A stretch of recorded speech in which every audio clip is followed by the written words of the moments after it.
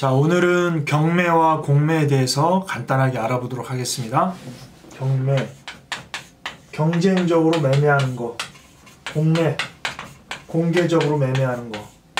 공짜가 붙으면 왠지 정부가 관련되어 있는 것 같죠. 그래서 세금을 미납했을 때 행정기관이 그 세금 미납한 사람에게 세금 대신에 걷어들이는 방식이 이제 공매고요.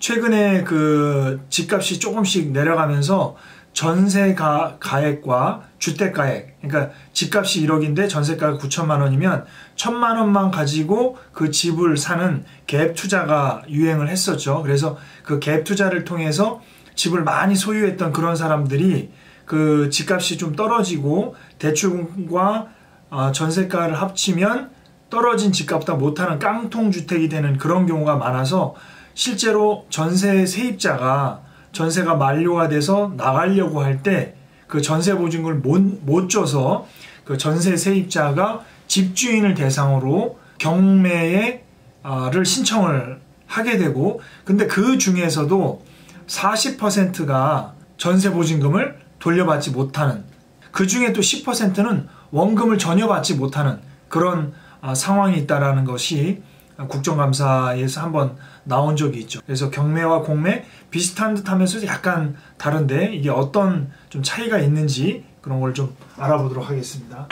자, 일단 경매는 법원에서 하는 거고요. 민사집행법. 공매는 국세징수법 이런 거예요. 그래서 누가 주최를 하느냐? 여기는 법원이에요. 법원.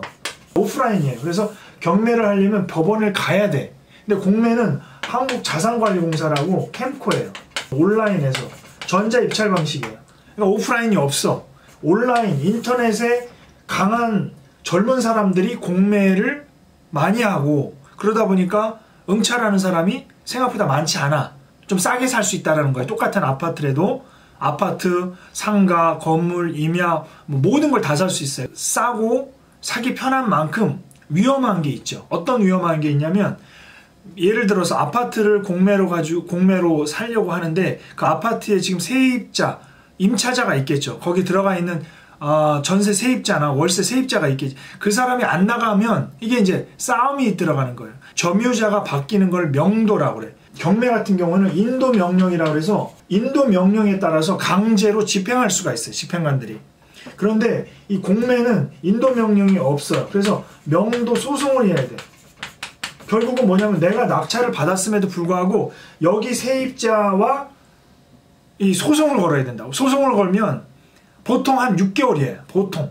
그러면 6개월 걸려서 승소를 했단 말이에요. 그럼 그때 인도 명령이 떨어지는 거야. 그럼 이때부터 또 시간이 걸리기 때문에 이렇게 명도를 받는 거는 좀 어려움이 있다.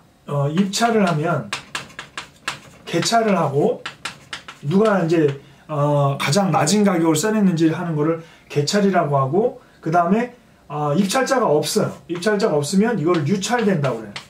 예를 들어 경매가 들어온 1억짜리 집이 있다라고 할게요. 근데 예를 들어 입찰자가 없었어요. 1차 유찰이 된다고 그래요. 이거는. 그러면 얼마 빠지냐면 20%가 빠져요. 뭐는? 경매는. 공매는 10%가 빠져요. 그러면 1억짜리가 20% 빠지니까 그 다음번에 가서 입찰하려고 하면 8천만 원이 되는 거야. 똑같은 아파트가. 그런데 어떤 이유에서든지 간에 또 응찰자가 없어. 그럼 2차 유찰되죠. 그럼 또 이 금액이 20%가 또 빠져. 그러면 88, 64, 6,400만 원이 되는 거야. 그러면 이제 요 정도, 한 2차 유찰 정도 되면 이제 낙찰자가, 응찰자들이 생긴다 이 얘기예요. 그런데 거기에 반해서 공매는 10%씩 빠진다 그랬죠. 그러면 1억이면 9천. 또 유찰이 됐어. 8천. 그 다음에 7천. 이렇게 되는데, 이렇게 빠지는, 한 번 유찰될 때마다 하는 거를, 그 경매는 한 달에 한 번씩 경매가 일어나요. 그러니까 1억 했다가 빠지면 한 달 후에 8천, 한 달에 6,400 하는 거고, 공매는 일주일, 7일 이후에, 일주일 후에 다시 공매 들어가고, 이거는 이제 온라인에서 하는 거죠. 경매와 공매의 간단한 차이를 말씀을 드렸는데, 앞으로 다가올 이 부동산이 굉장히 어려운 시기에 경매 물건, 공매 물건이 나오면 이거를 투자자로서 수익을 얻을 수도 있고요. 내가 경매 당했을 때 어떻게 해야 내 돈을 지킬 수 있는지에 대한 그런 것도 중요하기 때문에 경매와 공매는 꼭 한번 공부해 주시면 좋을 것 같습니다. 오늘은 여기까지 할게요.